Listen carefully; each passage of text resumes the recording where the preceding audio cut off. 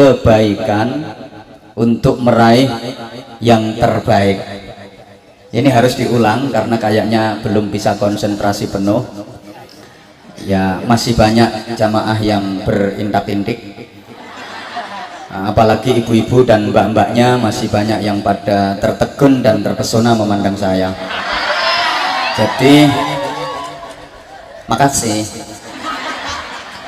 Hidup ini harus selalu melakukan perbaikan menuju kebaikan untuk meraih yang terbaik. Bukankah junjungan kita Rasulullah Muhammad Sallallahu Alaihi Wasallam diutus dengan misi utama melakukan perbaikan di seluruh lini kehidupan menuju kebaikan dalam semua aspek hidup agar umat ini bisa meraih yang terbaik dalam kehidupan dunia akhiratnya. Berarti ini satu tuntutan kepada kita semuanya, jangan hanya jadi orang baik. Kadang-kadang sudah berada di tempat sebaik ini saja belum bisa jadi orang baik. Harusnya kan mendengarkan kata-kata saya, bukan kok memandang mengloro iki.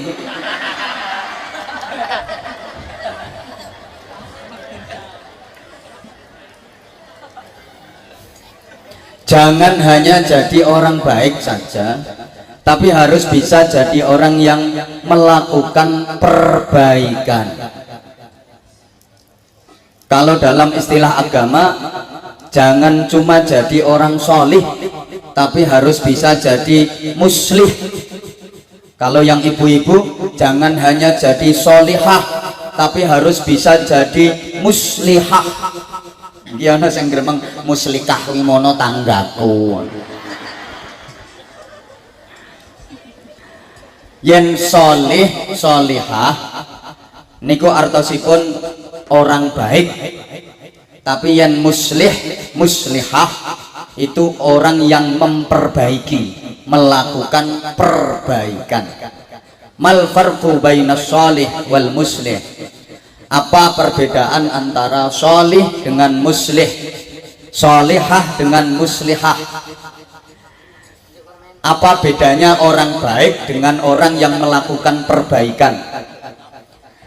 Para jamaah, as-sholih khairuhu li nafsihi wal muslih khairuhu li nafsihi wa li ghairihi.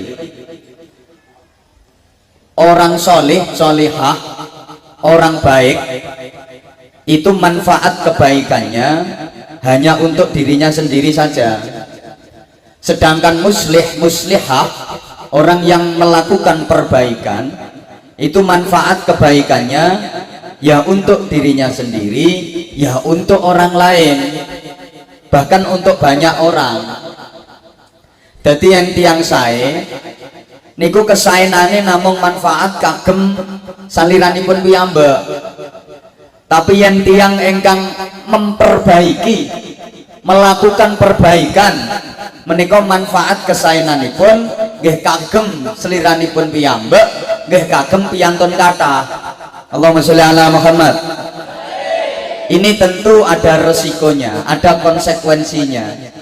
As-shalih yuhibbuhun nas wal muslih yu'adihin nas. Orang baik itu disukai banyak orang. Tiang menika yang tiang sae dipun remeni tiang kata. Tapi kalau orang yang menyeru kebaikan, melakukan perbaikan, itu dimusuhi banyak orang. Orang yang melakukan perbaikan menika dimusuhi tiang kata. Saya ngomong bukan asal jeplak. Asal jeplak itu kalau bahasanya anak muda nggak asbun ya, nggak asal bunyi. Ini kalau bahasanya orang sini nggak asal nyocot. Tapi saya punya bukti otentiknya. Ngapunten Pak Bupati, kula menika kasar. Yen kepengin engkang alus nggih panjenengan ngaturi kiai bangsa alus mawon. Saya punya bukti otentik bahwa kalau orang baik itu disukai banyak orang, diremeni tiang kata, tapi orang yang melakukan perbaikan dimusuhi banyak orang. Kanjeng Nabi niku sakderenge dipun utus, sakderenge dipun angkat dados rasul, menika dipun remeni tiang kata. Masyarakat sami remen, kaumnya pada cinta karena Kanjeng Nabi orang baik. Tapi begitu Kanjeng Nabi diangkat dari Rasul, punya tugas menyeru kebaikan, punya tugas melakukan perbaikan, malah dipun musuhi tiang kata. Engkang waune sami remen berubah geting. Masyarakat yang dulu suka berubah jadi benci, yang dulu pada cinta berubah memusuhi. Kanjeng Nabi didarani sahirung kadzab, tukang sihir, tukang ngapusi, diarani pembohong, diarani pendusta, bahkan nyapa jenengan gak ngatekke aku kok, ngatekke wong Bio7 sing pating seruntul mau tuh. Bahkan Kanjeng Nabi dituduh majnun, didarani edan. Milo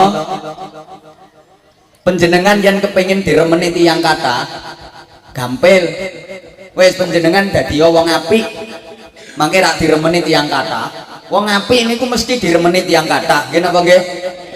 Tapi ngoten niku dereng cekak. Mergo apike dhewe, apike meng dipek dhewe, apike meng diraoske dhewe.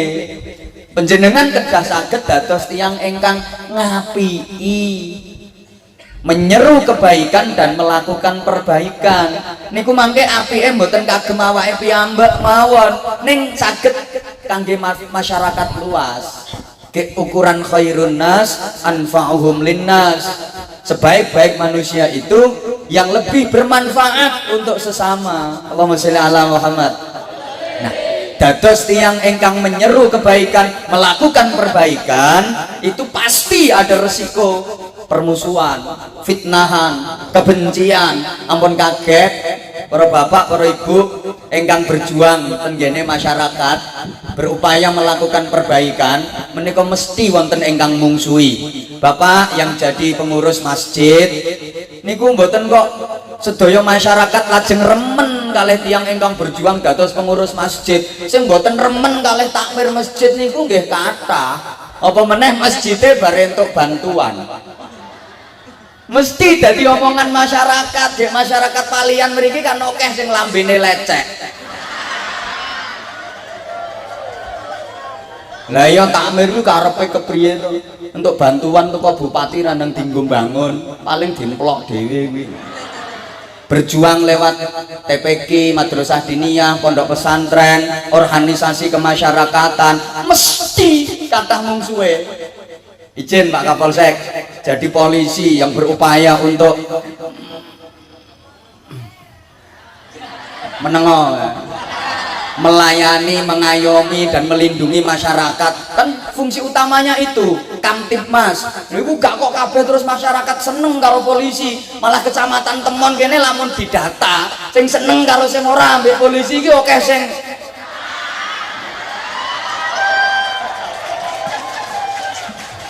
izin komandan, ini suara mayoritas loh, karena memang kadang masyarakat belum bisa memahami fungsi dari polisi. Sing disawang kuwi awone dan apike mboten disawang. Ngono lho, padahal polisi kuwi penegak hukum. Nek kula kira remen istilah penegak hukum itu dan. Karena kalau namanya penegak hukum, hukum harus selalu ditegakkan. Berarti selamanya hukum itu nggak bisa tegak. Selamanya hukum itu masih doyong, masih menceng, maka harus ditegakkan terus. Ganti istilahnya. Aku lebih setuju pelaksana hukum. Artinya kan hukum sudah tegak, tinggal pelaksanaannya, tinggal dilaksanakan saja. Nah kalau penegak hukum berarti kan hukum selamanya nggak tegak, maka harus ditegakkan terus. Kowe mbok paham mbok ora tak omong ngene iki. Sehingga jangan heran kalau hukum itu dibuat bukan untuk ditaati tapi untuk dilanggar. Ngapunten Pak Bupati, ono bocah nom numpak sepeda motor orang nganggo helm, ditegur, "Mas, itu sepeda motor kok orang gawe helm?" "Oh, iki Kulon Progo, Bro." "Dek Kulon Progo iki ora usum helman. Wong ndase luwe atos timbang helm kok." Akhirnya ngono. Padahal helm itu tujuannya nggo ngelindungi ndasmu kuwi.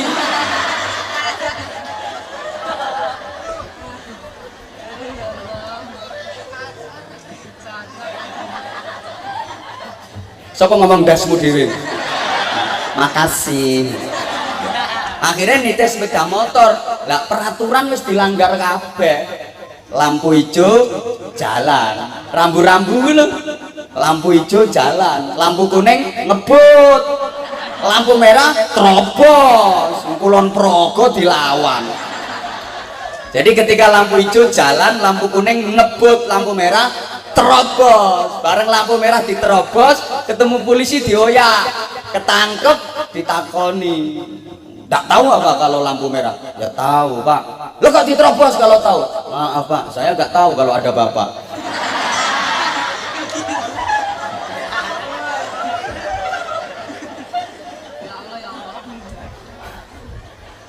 Jadi ojo kaget Pak Polisi ketika berusaha untuk melaksanakan hukum itu banyak yang memusuhi, akhirnya dikriminalisasi lek cara saiki. Iki bahasane wong dhuwur, nek utekmu ora nyandak.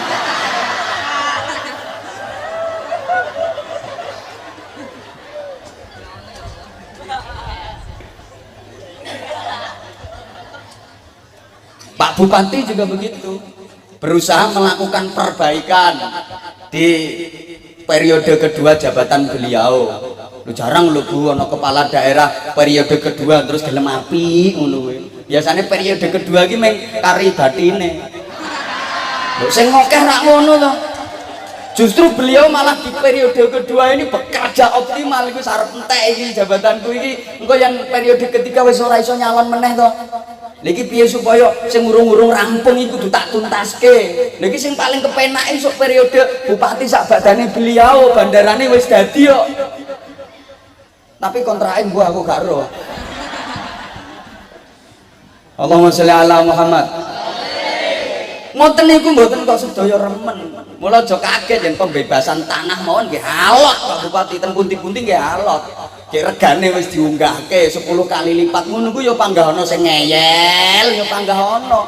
Pun kaget ngoten niku. Kula nggih nyuwun pendonga. Mugi-mugi kula niki termasuk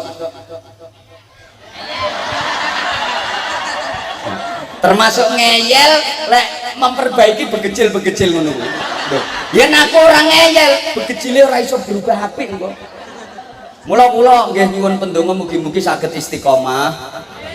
Mugi-mugi termasuk orang yang mengajak kebaikan, menyeru kebaikan dan melakukan perbaikan. Gek pancen tugas kula nggih ngeten niki, wiritan, wirawiri turut ratan. Kula mboten saged ngaji Pak Bupati, modal kula nggih ngeten niki nggih sarjana kula, maksudnya sarungan saja kemana-mana. Terus lho gek kula nitih pesawat niku nggih sarungan. Sedaya ngagem celana kula nggih sarungan, wong kula sarjana, sarungan saja kemana-mana. Ten mall ageng mawon kula nggih sarungan. Mboten isin, mboten nyapa kok isin. Nate kula ten mall ageng mboten sarungan. Nggih pelayan mall sing wedok kan ngono kae to. Seksi-seksi nang mulus-mulus. Ora jemburet-jemburet ngene iki. Kayak mulus-mulus. Pakaiannya rata-rata full press body, melefet, ngafret, mentek, belenok. Dan itu yang bahasa Inggrisnya pakaian the pating perentul and the pating pecotot. Nggih jujur mawon, kula leh nyawang ngoten niku rak mboten betah kula. Mboten betah niku kepengin negur, nasihati. Siapa tahu bisa berubah. Ngoten no, gak padha karo kowe. Ora betah rak kepingin mentelengi. Kula kendel-kendel ke Bu, saya tegur, saya tanya, maaf Mbak ya, maaf banget. Mbak pakaiannya kayak gini loh, dilihat banyak orang apa nggak malu? Itu dia nggak jawab, malah balik bertanya, maaf Pak ya, Bapak ke mall sarungan ini katoan apa enggak? Lu kok ngono pertanyaan? Ya aku arep buktekke piye, arep tak bukake iki yo akeh wong kok. Maaf ya, orang seperti saya yang latihan dan berusaha mengajak kebaikan, menyeru kebaikan, melakukan perbaikan, jangan dikira semua orang suka. Setiap pengajian ceramah di mana-mana jamaahnya selalu begini, lapangan bola penuh mesti selalu begini. Ini terus jangan dikira semua orang suka. Ya enggak lah. Yang enggak suka juga weh jangan ngomong banyak weh tak antem ya. Ya ono wae lho. Kok banyak? Ono ya ono sing ora seneng, bahkan ada yang sampai tingkat mengenyek dan mengelokkan. Iku ceramah apa wiming guyon wae lho. Karena mereka nggak bisa menangkap makna yang terkandung dalam guyonan saya. Huda kok humor tapi dakwah. Mereka nggak bisa menangkap karena mereka oon. Terus atine wis kadung ketutup geting mau. Kadang anyel wong kula selidiki nyatane sing akeh ngilokke ngono ku ya asline kepengin tiru ning ora iso. Kalah laris. Nah kula kok umpami gatekke ngono-ngono kuwi, ya ora sida ceramah, ora sida ngaji no kula. Saya ada misi kok. Kenapa di setiap ceramah yang saya sampaikan saya selipi humor, dan di setiap humor itu kalau dipahami, direnungi dan dicerna dengan pikiran yang jernih, hati yang bersih, akan tertangkap ilmu dan hikmahnya. Karepku ngono. Soalnya sing teko yang pengajian kula niku jamaah menengah ke bawah. Lah contohnya iki malah bawah pol iki. Bawah pol iki. Lah nek mangke kula pakai bahasa yang intelek, itu bahasanya kalangan akademis. Ya mereka bisa menangkap kalangan akademis. Nah kalau kalangan jemburis malah plong-plong. Ada resiko. Kanjeng Nabi saderenge diangkat dados rasul disenengi tiang kathah. Kanjeng Nabi tiang sae, orang baik, tapi setelah diangkat jadi rasul menyeru kebaikan, melakukan perbaikan, dimungsuhi tiang kathah. Mila Luqman Hakim ini tokoh yang sangat fenomenal sehingga namanya diabadikan dalam Al-Quran. Ono wong namanya ditulis di Al-Quran itu pasti orang hebat. Nabi saja nggak semua namanya tertulis dalam Al-Quran.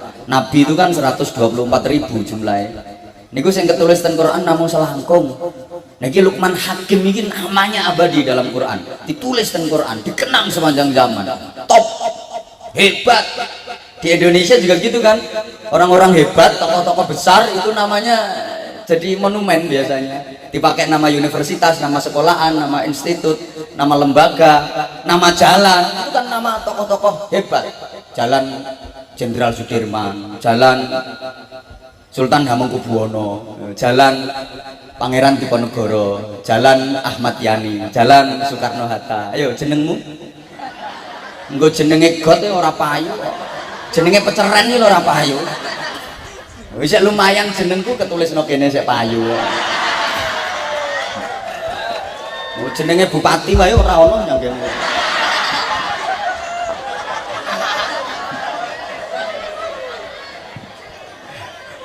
Nah ini Luqman Hakim ini namanya diabadikan dalam Al-Quran, dan nasihat-nasihatnya, petuah-petuahnya, wasiat-wasiatnya menjadi referensi, rujukan sebagai nasihat terbaik orang tua ke anak-anaknya. Allahumma sholli ala Muhammad.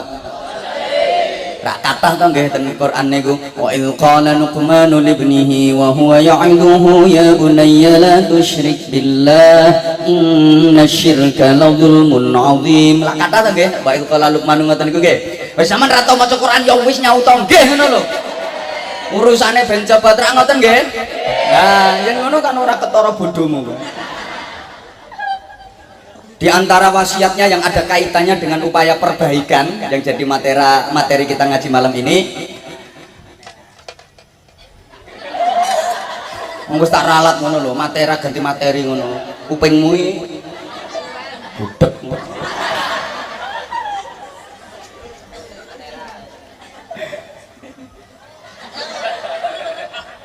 Ya bunayya aqimis sholata wa'mur bil ma'ruf wanha 'anil munkari wasbir 'ala ma asabak inna dzalika min azmil umur. Ini wasiat yang singkat tapi syarat dengan makna, penuh dengan hikmah. Wahai anakku, lapo kok ngomong he mau? Aku yo sudi duwe anak kaya ngono. Engko pireng keriyen kok. Dirikanlah salat. Jumenengono salat. Ora mung lakonono salat lho. Ora mung nindakke salat, ning jumenengi salat, mendirikan salat. Wa'mur bil ma'rufi, perintah kebagusan, wanha 'anil munkari, lan nyegah sangka kemungkaran, wasbir 'ala ma asabak, dan bersabarlah atas apapun yang menimpamu. 1. Dirikanlah sholat. 2. Perintahlah kebaikan. 3. Cegahlah kemungkaran. Memerintahkan kebaikan, mencegah kemungkaran, itu berarti kan melakukan perbaikan, betul? Nah, itu penuh resiko, penuh tantangan. Ada fitnah, ada cacian, ada permusuhan. Maka dalam melakukan perbaikan itu kamu harus membekali dirimu dengan wasbir 'ala ma asabak. Bersabarlah atas apapun yang menimpamu sebagai konsekuensi dari upaya melakukan amar ma'ruf nahi mungkar, sebagai dampak dari usaha melakukan perbaikan tadi. Allahumma sholli ala Muhammad. Para bapak, para ibu, yang pertama dan utama harus kita wasiatkan kepada anak-anak kita, bahkan kita tanamkan sejak dini, itu soal sholat. Karena sholat itu jadi barometer karakter anak. Di samping tentu saja nanti Al-Quran yang sudah menjadi perda di Kulon Progo, subhanallah, salut banget dan setuju banget Bapak Bupati kalau sudah diperdakan lulus SD harus sudah khatam Al-Quran. Ben ora kaya gerangane.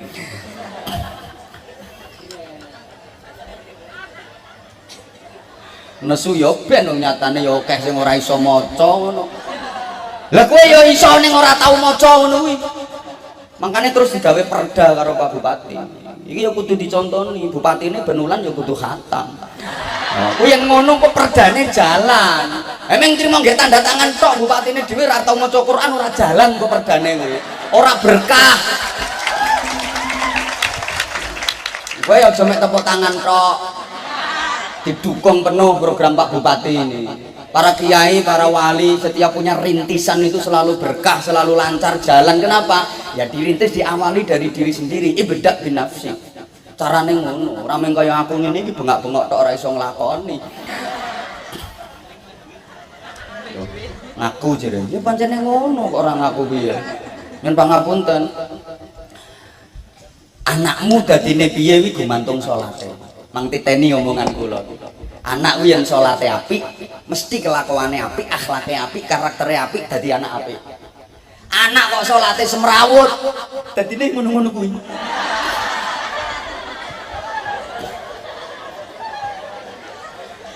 Anak salate amburadul iki kelakuane ya amburadul. Ya iki bereng kok. Iku ya setel. Amburadul. Anak kok salate ora beres, kelakuannya ora beres. Apa maneh anak nang ora salat.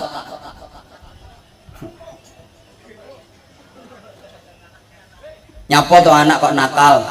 Nyapa anak dinasehati wong tuane kok bantah, bahkan ngelawan. Mang titeni, mang selidiki enggak salate ora beres. Apa maneh kok ora salat, wis. Nyapa to bocah-bocah kok wani mendem. Salate lho ora genah. Kapan salate genah ora ngira mendem. Lha iki kok dok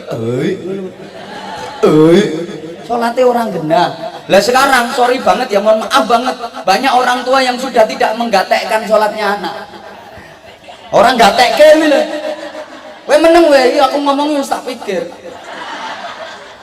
Tidak, ya tidak menggatekkan. Le, wis sholat apa urung? Nak, kok azan kok nyang masjid, nyang musala rak ngono to sing bener. Sakniki Masya Allah, sehingga akibatnya anak sendiri juga sangat mengentengkan sholat, bahkan berani terang-terangan meninggalkan sholat.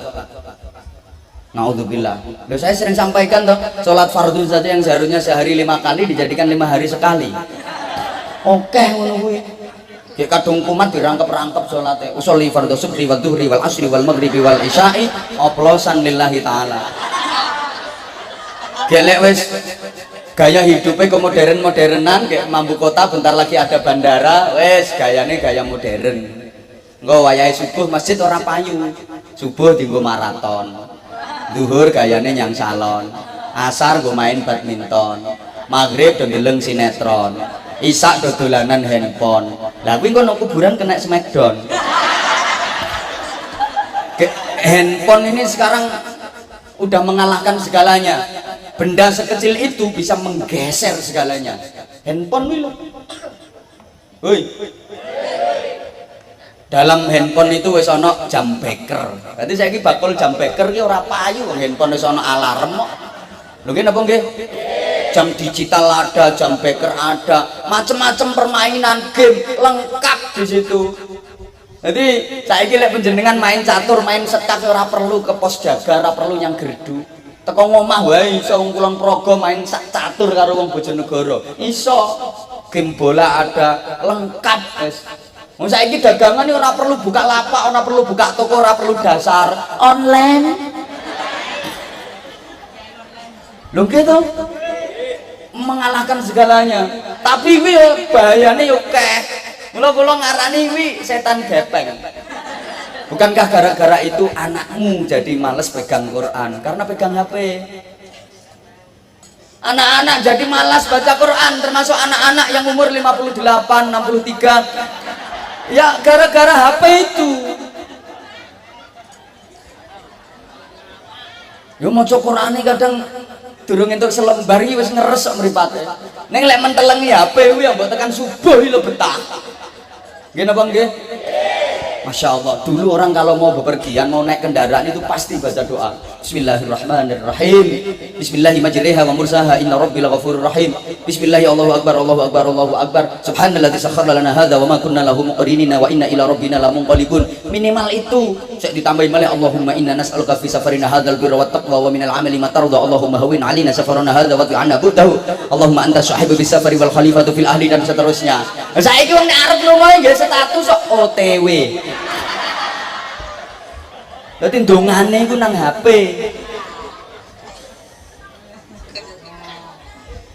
Sakarepmu wis. Sorry ya. Ini iya.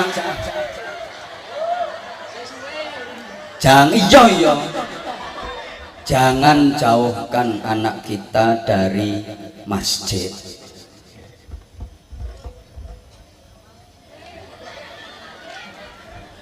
Nah, karena masjid itu pusat keberkahan. Bocah masjidan itu mesti dadine apik. Sama nek gak percaya ya, ana bocah nakal, dia ngejal, karantina di masjid. Engko ora waras. Ning aja mung sedina.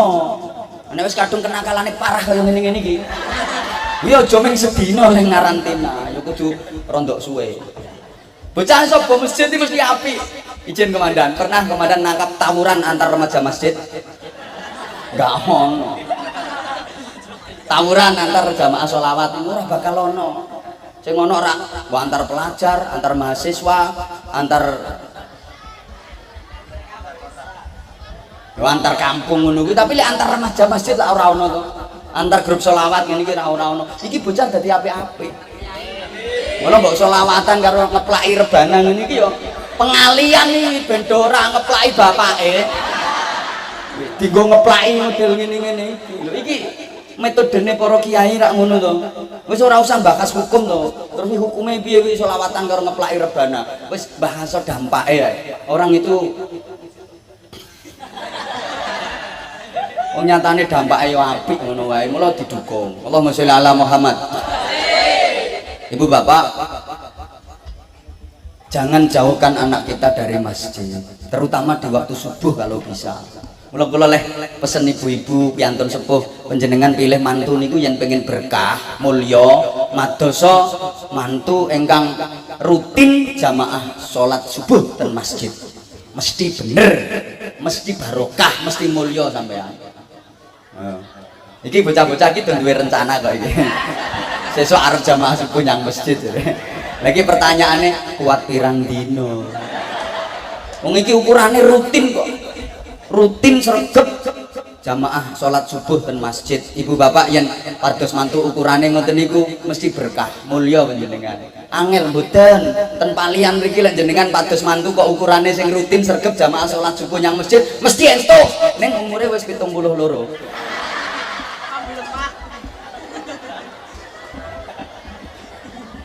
Bu, kula nyuwun pirsa nggih, tanglet kula. Wonten mboten sing gadah putra kepireng adzan subuh ngoten niku digugah. Ya tangi ning ngalih nggon. Wonten mboten? Termasuk bocah nang dhuwur panggung iki. Niku asline salahe panjenengan piyambak kok, Bu. Nyapa bocah wayah subuh digugah nggih tangi ning kok ngalih nggon. Kuwi salahe panjenengan piyambak, salah kawitane. Panjenengan saya kemutan to, biyen lari tesih bayi, anak itu tesih bayi niku lho, kok kepireng tarhim.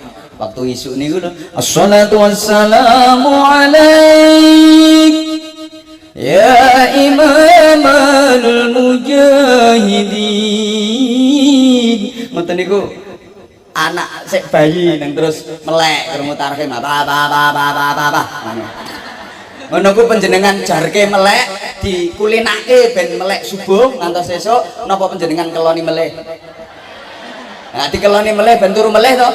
Mula saiki dadine ngono kuwi. Kuwi salahmu dhewe.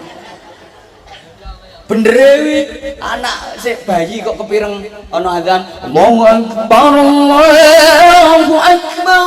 Anakmu kok melek ketawe-ketawe mbek merancal-mancal apa. Kuwi nang kek ana dolanan ngono. Pintere dikutang tak kintung. Bocah saleh iki calon bupati. Nanti kek kudangan napa kono dikulinake melek nganti esuk. Ora kok ibu-ibu sak anak wis apik-apik melek apa. Le isih subuh le nang bubuk meneh kadang nganti disesel-seseli mik. Wong bocah ora njaluk kok dilotek-lotek. Mbok parengke bapake wae.